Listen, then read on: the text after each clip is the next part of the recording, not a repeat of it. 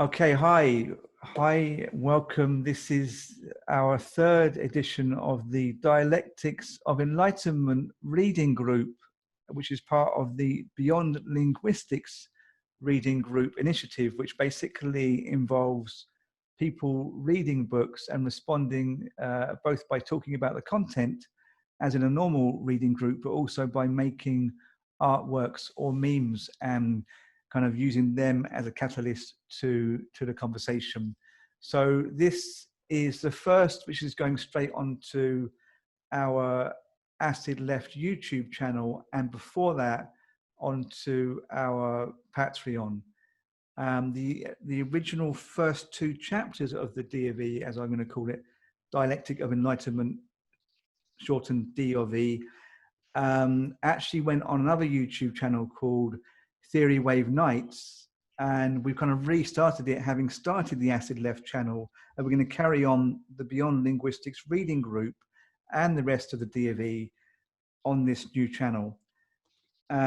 So basically, we have quite a difficult chapter. So it's the second excursus, which kind of means like, I don't really know why you would say excursus rather than chapter, but it's the third chapter, but second excursus, which is kind of like an aside or kind of sideline from the main book or argument. And it's called Juliette or Enlightenment and Morality, and it's very much oriented around Descartes, Nietzsche, and I guess just primal violence towards the weak, and the way it manifests both in fascism and capitalism. So I've got Adam Ray Adkins, my regular co-host here, who also actually came up with the idea for Beyond Linguistics reading group. Adam, you had some interesting points and I guess questions on the text. So where do you want to start? Well, I guess right away when you said the excursus, from what I've seen so far, and this is my first time going through the book, so this is my first time reading this chapter, it seemed like the chapter before it, Odysseus or Myth and Enlightenment, and then this one kind of both act almost as like expanses on that introduction of which is just the concept of enlightenment, kind of driving those points home further and further. I do agree that this was a difficult chapter, both in subject and in writing. This one to me, it seems like it quotes a lot more from like heavy passages of Juliette by Marquis de Sade and heavy passages of Nietzsche, where at times you're almost lost in taking on their point of view. It seems like I think it would be easy to misread this and you could come up with some maybe terrible or gross things, or maybe I am misreading it. I thought right away it was pretty interesting in pointing out like this quote, the system must be kept in harmony with nature. Just as facts are predicted from the system, so they must confirm it. Facts, however, form part of praxis. They everywhere characterize the contact of the individual subject with nature as social object. Experience is always real action and suffering. So kind of continuing those ideas of man's separation from nature through reason, and the objectifying of nature, and through that objectification making it something that can be dominated. But let's see, I think my favorite from the beginning, because it kind of sets up this, it goes back to like the beginning of the first chapter and sets up this critique of reason itself, and then gets into that brutal violence and domination of the weak afterwards. But I think this is a pretty clear example of it, if it's okay for me to read a somewhat longer quote. Yeah. Okay. Reason as a transcendental supra-individual self contains the idea of a free coexistence in which human beings organize themselves to form the universal subject and resolve the conflict between pure and empirical reason in the conscious solidarity of the whole. The whole represents the idea of true universality, utopia. At the same time, however, reason is the agency of calculating thought, which arranges the world for the purpose of self-preservation and recognizes no function other than that of working on the object as a mere sense material in order to make it the material of subjugation. The true nature of the schematism, which externally coordinates the universal and the particular, the concept and the individual case, finally turns out, in current science, to be the interest of industrial society. Being is apprehended in terms of manipulation and administration. Everything, including the individual human being, not to mention the animal, becomes repeatable, replaceable process, a mere example of the conceptual models of the systems. Conflict between the administrative reifying science, between the public mind and the experience of the individual, is precluded by prevailing circumstances. The senses are determined by the conceptual apparatus in advance of perception. The citizen sees the world as made a priori of the stuff from which he himself constructs it. Kant intuitively anticipated what Hollywood has consciously put into practice.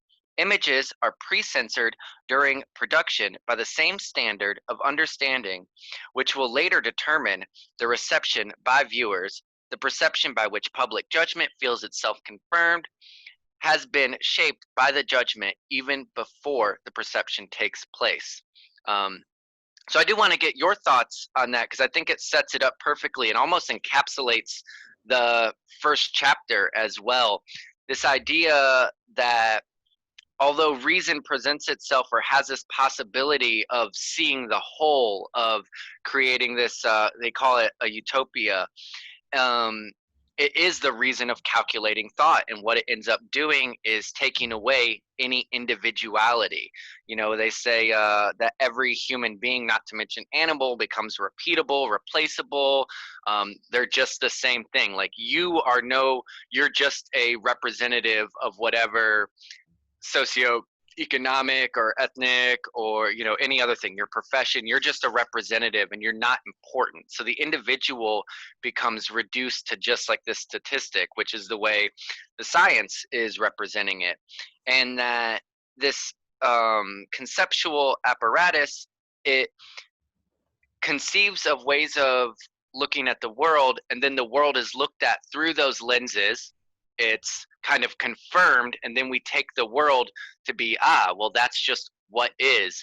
But the way that we're perceiving it is through these lenses. And so yeah, it's like it's putting our own thoughts onto the world as if that was already in the world, instead of taking into account that it is only through our thoughts that we perceive the world this way, that we're perceiving the world as this object outside of ourselves, instead of part of the whole. Yeah, I mean, it's basically what Adorno's on about throughout the book. And you're right that it comes up in the first chapter and the first excursus. I guess, that mankind, humanity, should we say, creates tools to separate themselves from nature, but they're always going to revert back into nature because those tools themselves come from nature. They're produced, using natural resources. I mean, here I think Adorno gets on to, the Enlightenment and how that kind of separates us from nature. But then, we revert back into it because the Enlightenment, as you already said, it kind of brings about homogenization. So we end up being categorized and kind of returned to objects by the very system we set up originally to free ourselves from objectivity, the objectivity that nature kind of throws upon us through a kind of an awareness of our mortality, shall we say, or the inevitability of mortality.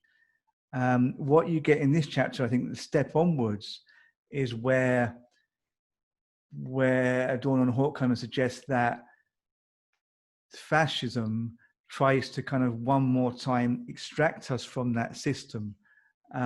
So you have the Enlightenment that reduces us back to nature, kind of what Adorno calls a second nature. So first nature is a nature we are terrified with, sublime nature, thunder, volcanoes, and then just generally mortality. I suppose you could say very topically viruses like the coronavirus. Then you escape from that through science, and then second nature is the kind of is the domination of technology. So you end up with nature coming back expressed through technology. And then, I think what Adorno is getting to here, I suppose we should always say Adorno and Horkheimer, is that fascism and Descartes and Nietzsche are kind of like saying we need to reassert ourselves, and they reassert themselves through, rather than kind of the Enlightenment process of elevating the weak, of saying, okay, we have these kind of new technological forms we can now provide for everyone, which I suppose is also a hangover of Judeo-Christianity. Them saying that we don't want to be bound by this kind of inevitability of providing for everyone, of making everyone equal. That is itself an injunction. We want to kind of realize our individuality, and the strength of precisely the strong, and we therefore have a right to stamp on the weak, to subjugate the weak. And with Descartes, when Adorno talks about this, is more of a sexual thing. With Nietzsche, it's more just an expression of power for its sake, which Nietzsche actually links to animalistic behavior in his genealogy of morality, which Adorno cites here. And Nietzsche, I don't think it's cited here, but Nietzsche famously says in the genealogy of morality that you cannot like elevate the sheep. You cannot say the sheep is good because it's killed by the golden eagle, or the whatever eagle predator it is. That you cannot elevate the weak just because the strong are bad. The weak don't become good just because the strong are bad. And the strong, therefore, against the inclinations of Christianity and Enlightenment politics, should, feel free to express their strength as a rule and a law in itself. The only thing is, what this does is this kind of leads, and I think Adorno gets to this at the end of the chapter we're talking about, the excursus. This leads fascists, Descartes, and I suppose people who wanted to follow Nietzsche's kind of word and take it, as a kind of imperative or way to behave. This leads them to become precisely animals. That you're freeing yourself from nature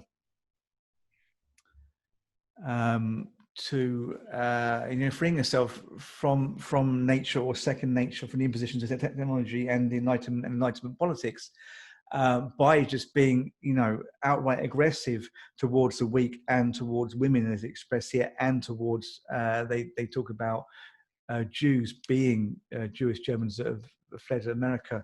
This kind of like taking everything out on the weak kind of makes you the very nature that you were trying to escape in the first place. I think that's basically the kind of argument of the chapter. Is it? Did that kind of come across to you? Yeah, definitely. It did seem to me that they, in a sense, were praising Nietzsche and Descartes in their ability to represent the Enlightenment in a more sincere way. So, like, it seemed to me like that they were critiquing Kant, like his moral imperatives, saying, well, if you actually take this reason and this enlightenment seriously, and then you look at the moral philosophies of the Enlightenment philosophers, they become sentimental and useless. Whereas if we actually looked at the morals of like Juliette or Marquis de Sade's stories, or like Nietzsche or something, they're actually being more truthful to the Enlightenment project, and therefore rendering that power easier to see.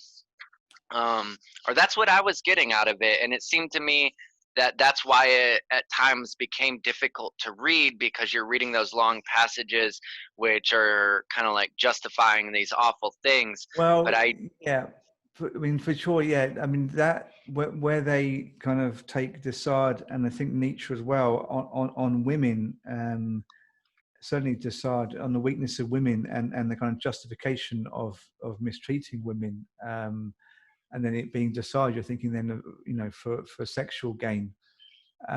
They don't do very much to point out that this just is outright, unacceptable. So it is kind of uncomfortable. Then you feel they're getting towards something else, that they're not like saying this is how we should behave, but they're more Right. saying this is how we do behave because we are nature. And I think the solution would be to stop trying to elevate ourselves out of nature. We have to accept our fundamental sameness with nature, and only then can we go forward. But I'm not sure that this is expressed so explicitly in this chapter. So you're kind of left hanging as to why they're saying this, and just thinking there must be something else they're getting to, but they do get to it in the later chapters. I don't know if you felt that, or if you identified anything that kind of redeems them, but I didn't really in that chapter. I did find some redemption in there, but it was I mean, you mean redemption of Adorno and Horkheimer, right? Yeah, that's something that Yeah. would make you think that they are leading to the need to rescue ethics, even when ethics are like not maybe true as such. Yeah, well, to me, it's and it's been this way through the whole book so far. It's these little phrases that come in and out. So I don't know if I could find one at the moment, but yeah, there's little phrases that seem to point that this is not the way that they're actually just describing this awful calculating reason, and that makes much more sense to me. I did think it was interesting the way that they talked about Nietzsche's hatred for the weak and that justification, and then bringing it to women or Jews as a group of people, and how that in that mindset, in the mindset of the strong, justifies the mistreatment because it's as if they're following their nature, because the strong are supposed to be strong. It's not their fault that the weak are weak. It's an awful thought, but it was an interesting way of looking at it. Yeah. But also, I kind of understand Nietzsche's points about pity. I think when reading them through Sade, they seem bad, but then there's ways that Adorno and Horkheimer bring them up to make the point actually much more radical when they say, the pity prolongs suffering in the same way that in some level the welfare worker is condoning the suffering of the poor. In that they're providing relief, and I think like actual material relief for these people, which does help their suffering, yet they're prolonging the system that led to that suffering, or maybe not even prolonging it, but by their participation within it, acknowledging it as a system, as a natural thing that's going on. And it seemed to me to have just the wording around that was pretty biting of the welfare system in general, as if the need would be to get rid of people that need welfare, but not in the sense of eliminating them because they're weak, but changing the system so that the weak wouldn't need welfare, or what would be perceived as weak. Okay, so yeah, basically here's a meme that I made, which kind of says what we've just said, and it's a kind of it's a standard meme format. Drake, it's Drake. So basically, it's this Canadian hip hop artist. I think is it from a music video of his? He's doing these different gestures. Definitely. So he's normally like in this like standard meme, he's doing this kind of like hand gesture, like "get away from me." Then he's doing one like more like pointing, like "hey, that's the kind of thing I like," kind of gesture. So you always have this kind of "get away from me," and you have something that he doesn't want, and then you have this kind of like finger gesture pointing, and you've got like that's more like the kind of thing I want. So the thing he doesn't want, and I said, being dominated by nature. So that's what we all don't want. But you have this other meme this is like high level of like meta critique here. So you have this other meme, which is this kind of arm wrestle between we would say, I suppose you'd say black or colored guy and what we would say white guy. And you have normally like something written on each one. So it's late capitalism and fascism, and they're arm wrestling. But what you often actually have also is something written over their joined hand, which is like actually they're the same somehow, or that they're wrestling over something. Yeah. Yeah. It's a from the movie Predator. It's Arnold Schwarzenegger and Carl Weathers, and they're embracing. They're like they haven't seen each other in a long time, and they're like, my old friend. Well, yeah, that made more sense actually. Than I was thinking that normally that it's like a handshake, but then I just seen that I saw it as an arm wrestle. I mean, because they're both buff, like they're definitely the strong, right? Yeah, Like capitalism and but this is the fascism. thing that they're normally it's like whatever it is that is that these two different things are united. So normally you have on the hand like a third thing. You say late capitalism, fascism united in their aggression towards the working classes or something. You could write that there. So basically what it's saying is, it's because it's over his head, it's like late capitalism and fascism together, they don't like being dominated by nature. And the next one is like what they do like. So it's like saying late capitalism and fascism, because it's over his head again. They both like, or they both attack the weak as they remind them of nature, and they thereby enact their natural inclination. So it's basically what Adorno is saying there, is that late capitalism and fascism both have this tendency of attacking the weak, and he goes into the side of Nietzsche and why people would attack the weak, women, and as they say, as Horkheimer and Adorno say, Jews, because in their weakness, they remind people of nature. Women, you could also say, because women give birth, they may remind you of nature and of your own weakness. So they attack it to feel free of that nature, but by in attacking it, they become animalistic, so they become nature. There's this kind of like loop, which is being expressed again by the meme, because then over these two guys' hands, the thing unifying them is this meme, both tendency to dislike being dominated by nature, and on the other hand, the kind of remedying that by attacking the weak and thereby becoming nature. So again, like I'm repeating it because the meme is like cycling around like this, which is what basically Adorno and Horkheimer are saying. Like, so then how would you escape this? They don't get to how you would escape it, but they do say, which is what me and Adam kind of got to earlier, that one is not going to get around this by just pretending that there's some kind of like innate morality like Kant tries to do, or morality that kind of relates to there being a god like Christianity and Judaism and Islam did prior to Kant. So, where do you go from this? Well, where Adorno and Horkheimer go later on is that basically you're going to have to explode. You're going to have to explode rationality altogether, and Adorno gets onto that in his later work. Like you do that through the abstract artwork, but also what they get onto is that like the person who dominates nature is equally dominated by it. But we'll get to that in later chapters. Anyway, this is my meme. Any comments on that? I mean, I think that's absolutely right. And I mean, they even say like the justification for this through Nietzsche is that it's natural for the strong to dominate the weak. So even though, it's like, oh, I don't want to be dominated by nature, I'm exerting my will. The very idea of exerting the strong will there is justified through some kind of naturalness. So it's like capitulating to nature. They're being dominated by nature in the same way, I think. So I mean, they even say like, or Nietzsche is like going on to be like, if the weak person defends himself, he does wrong because he's trying to outstep his nature. So that's like, they don't want the weak to be defensive at all, which is related to Nietzsche's critique of Christianity as well, as kind of empowering the weak. Yeah, I think it's a great meme, honestly. Yeah. So that's my meme basically. So we can actually look at your artwork now. I have it here. What is two files I have here? One is a close-up. This is the Yeah, that's the full artwork. image. Okay, so we can pretty much see what's happening there. Yeah. It's probably you may have to read the text. There's small amounts of text. I'm putting my cursor over here.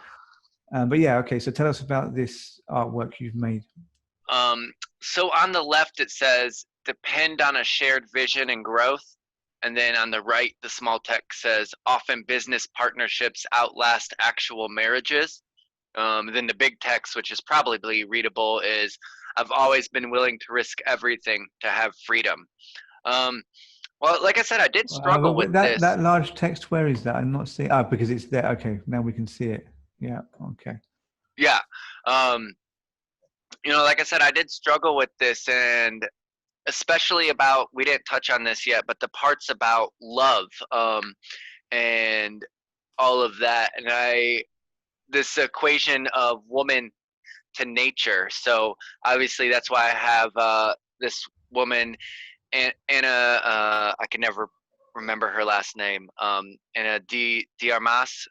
She was in Knives Out, and she was actually the holographic girl in the new Blade Runner movie. But that's why she's kind of like lifting her dress up with flowers coming out of her crotch, perhaps, kind of emulating nature.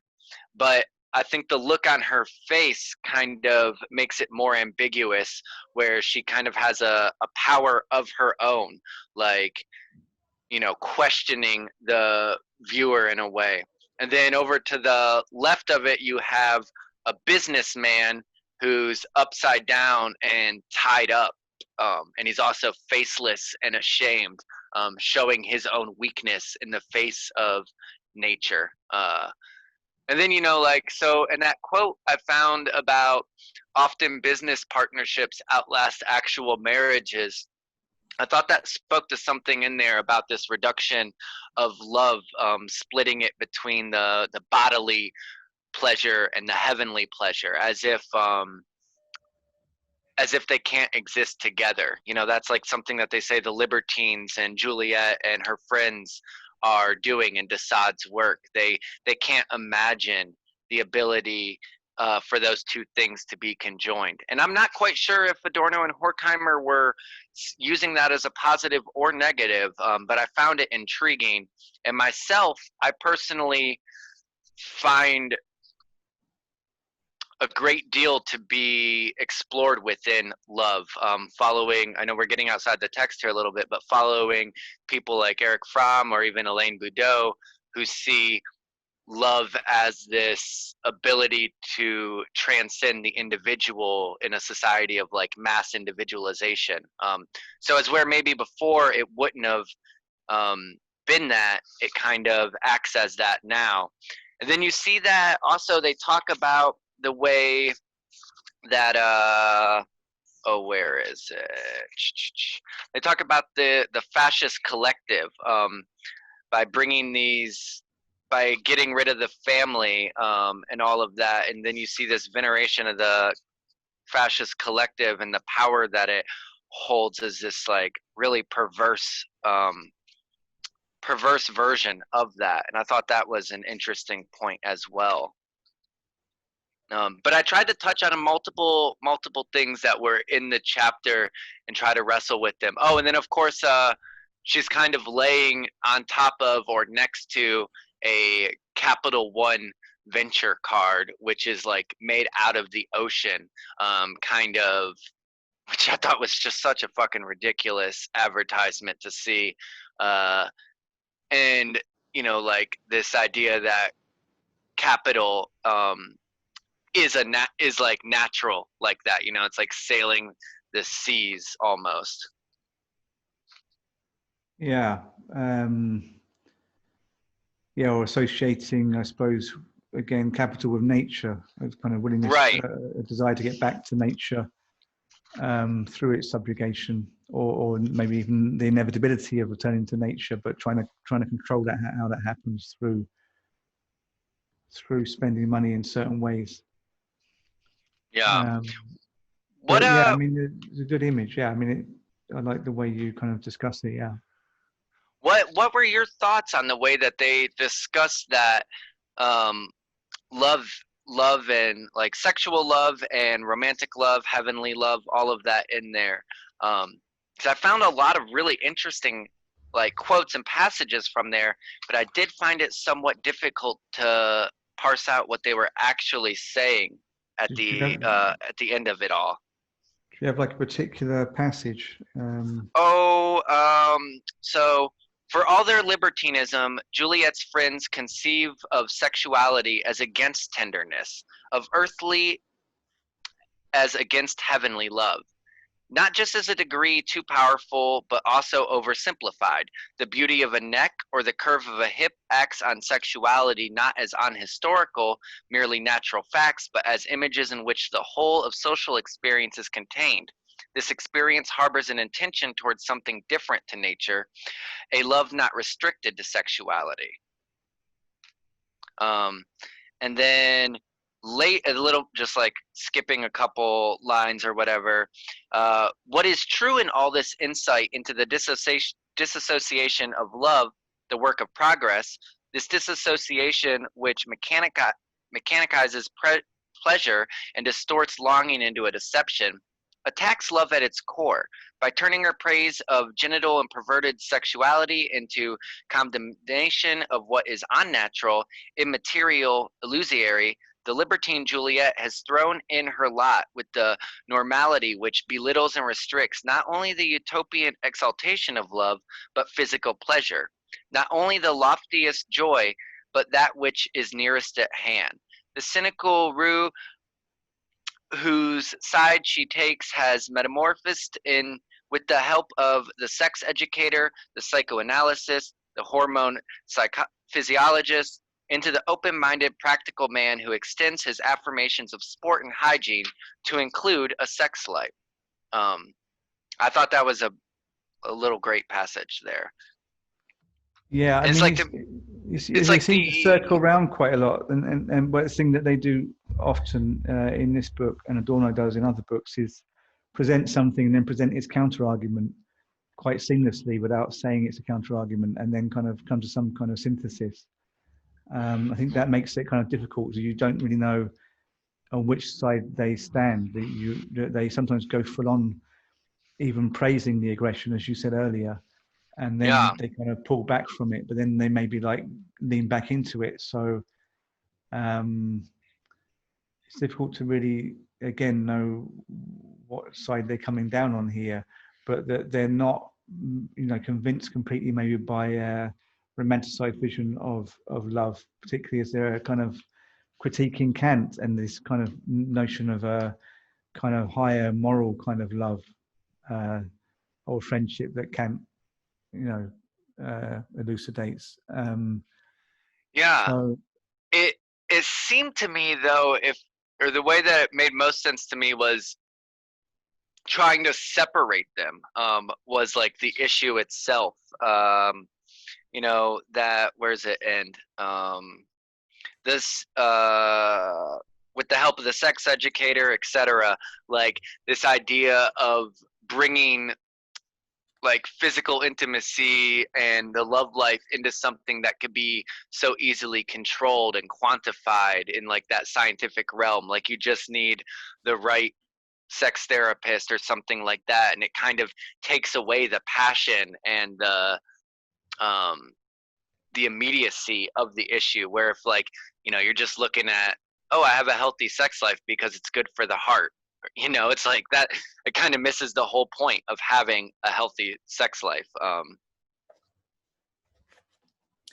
Yeah, but then it kind of, then on the other hand, if you have a good heart, then you are able to live longer and healthy. If you're generally healthy, then you're expressing yourself better, you're probably mentally better. So that is kind of like, I suppose, the dream of enlightenment is that you kind of get everything functioning so that you're able to express some kind of idealistic vision of love and of living generally. The Utopia of Love. This is where it kind of because this requires a kind of homogenization, a constant calculation, that the actual love kind of gets lost, and maybe then the kind of desire to act out basically animal impulses is a reaction against exactly that, a homogenization which is killing our drives, and which somehow along with it actually ends up getting rid of like the positive drives or the positive aspects that accompany the otherwise negative drives. So I think it's partly an issue is there. As you say, it's difficult to pass out the text, as in to like separate within the text out different sections and work out what they're saying. They're also having trouble passing out the good from the bad within Enlightenment. So, and the thing is, they don't seem to have a problem going along with that. They're going like, yeah, good, bad, and they're not having a problem with coming down on one side or the other, because what they're trying to say is that these things are codependent. Yeah, that they're good and bad at the same time, right? Yeah, kind of like the quote from the first chapter about smarter but stupid, but more stupid but smarter at the same time. That's a recurring theme in here. Is like it's not so cut and dry. It's not bad or good.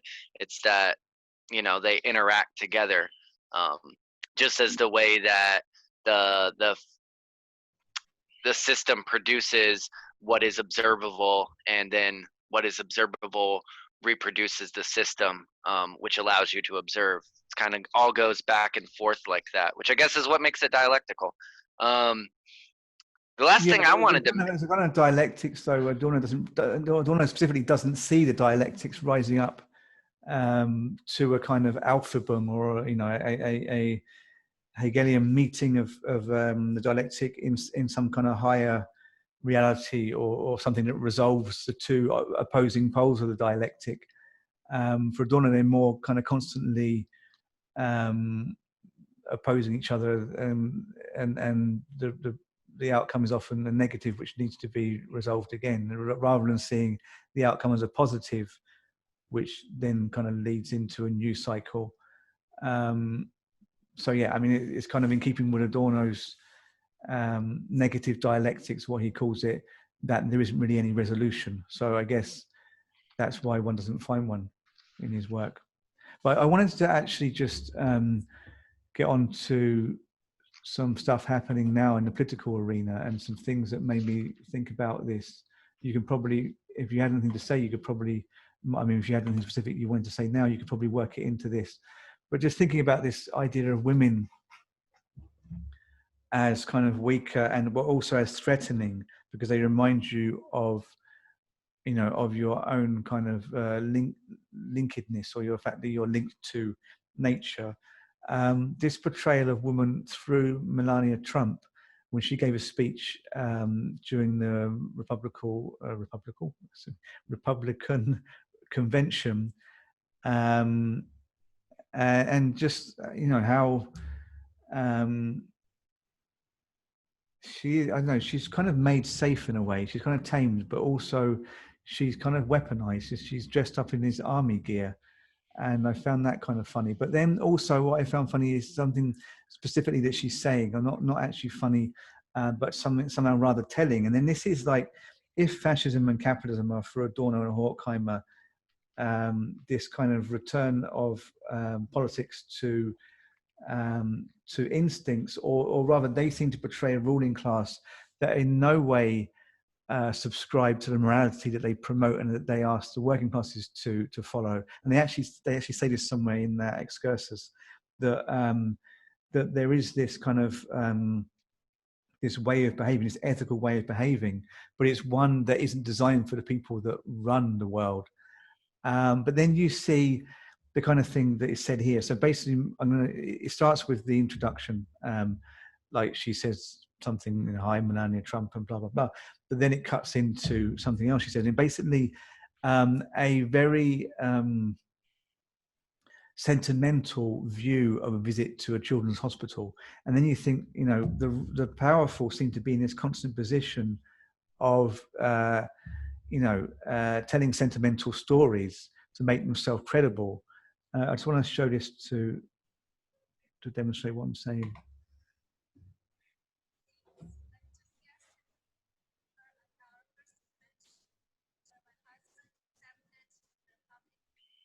I can't hear it.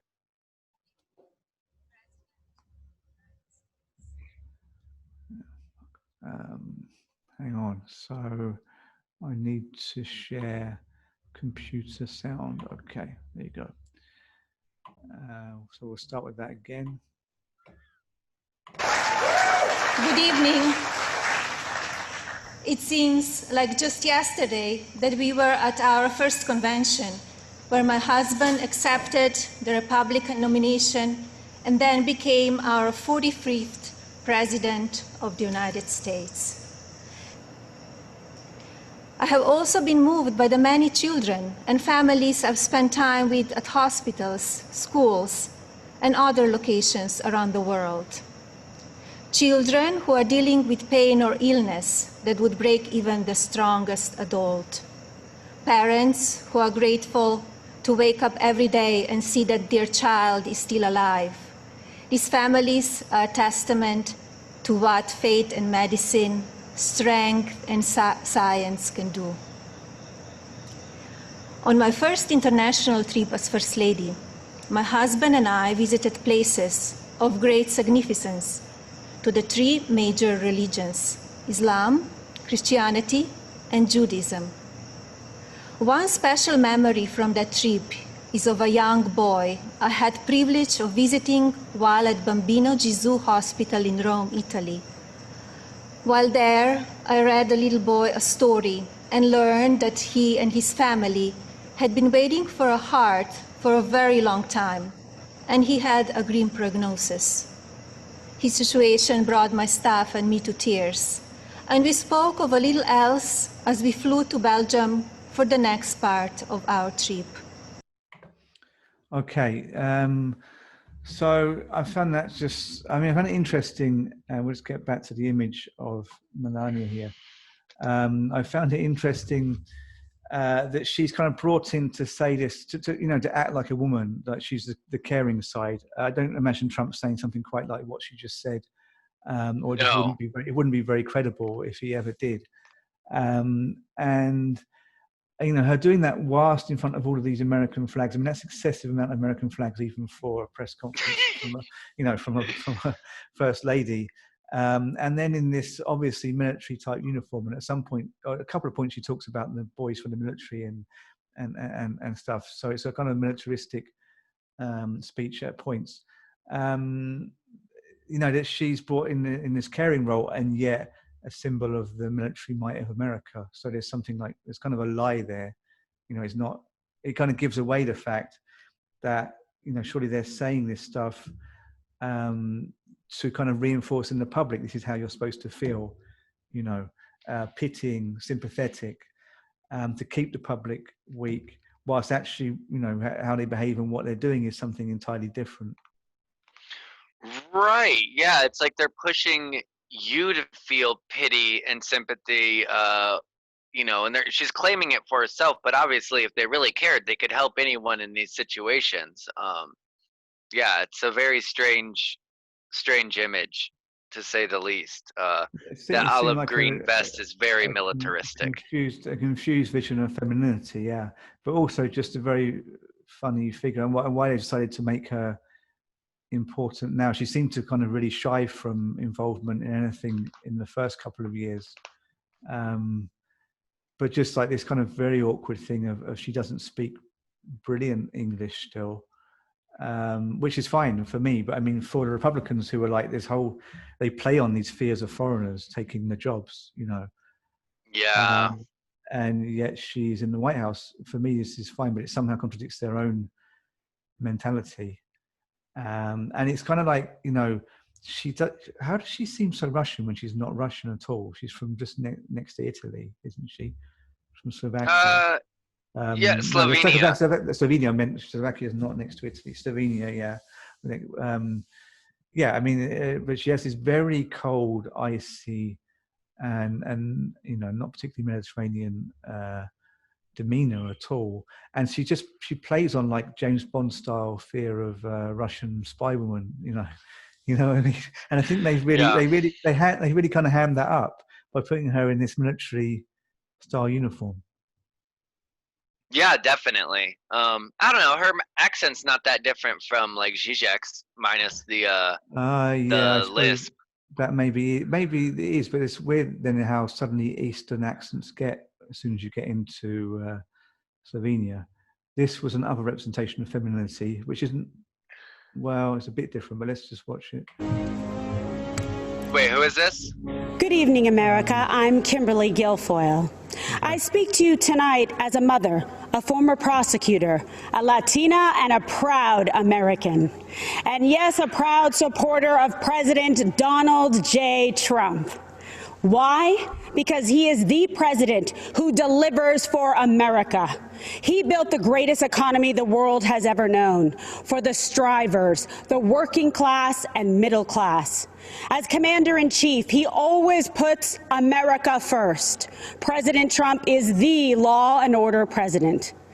Now, presidential leadership is not guaranteed. It is a choice. Biden, Harris, and the rest of the socialists will fundamentally change this nation.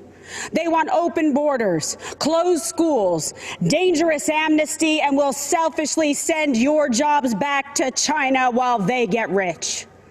They will defund, dismantle, and destroy America's law enforcement.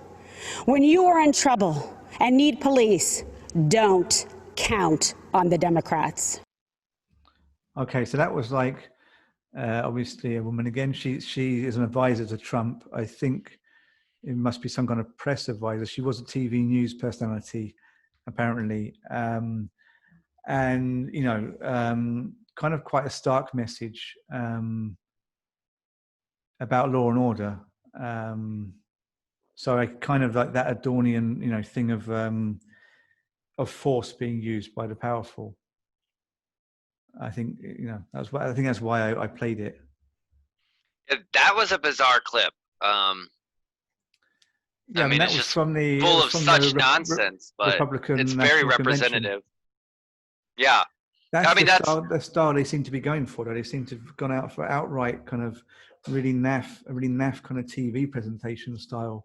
And I think that's, you know, in their final last-ditch attempt to bring the Republican vote back, because you know, they don't appear to be on track to win, but they may. If they do this kind of thing, maybe they will, because they're saying things that may appeal to people who voted for Trump before. I mean, that looked like the intro to a Fox News show. Absolutely. But she definitely, that's, you know, I have a good amount of like family members and people I know in my community that are pretty hardcore Trump supporters, and they sound almost exactly like that. It's interesting to see people actually believe that Biden or Kamala Harris are socialist. I don't know. I don't know how you even argue with this stuff. But it's like Trump's people selling that idea, and no one on the left believes they're socialists. That's bizarre. But then a number of people on the right clearly will believe it. I don't know that Trump would believe it, or that anyone who's saying it to the public would believe it. But the public are taking it on board, and there's no doubt that a lot of voters are now saying that Biden's a socialist. So I also have this thing that they talk about the cruelty of power. Obviously, we kind of went over this, but I don't think we used the word cruelty. But Adorno and Horkheimer talk about the cruelty of power and the kind of cold calculation. And Trump has been described as cruel by a number of people. I believe even some family members may have said this. Perhaps it was his niece or sister who wrote that book? I think it was his sister. I haven't read it, but I think I know what you're talking about. I've got it somewhere on my Audible. I have it as an audio book, but I haven't listened to it yet. But I should better get the name. Too Much and Never Enough. Yeah, I think it was in that book he's described as being cruel. But actually, I have a clip here where you can see this kind of cruelty, and he kind of really doesn't mind playing that role of just very cold, calculated actions that are intended to appeal to the right wing, whilst actually hurting people on the left. So here's this. You remember him saying this, I think, this was some months ago. You have to dominate the streets. You can't let what's happening happen. It's called dominate the streets. You can't let that happen in New York, where they're breaking into stores and all of the things. And by the way, hurting many small businesses. You can't let it happen.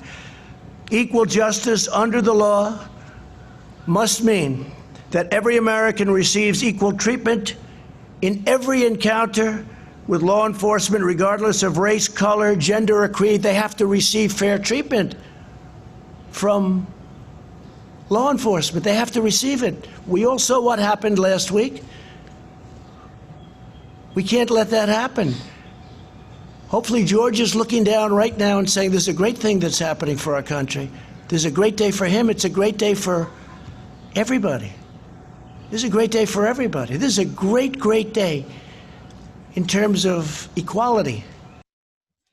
Okay, so basically talking about, he says George Floyd, and there's actually a speech on the economy. So he's saying the economy had picked up, and then he says it's a great day. And literally the only thing he said prior to that in this speech was that the economy has picked up, and George Floyd will be looking down proud of us because the economy has picked up.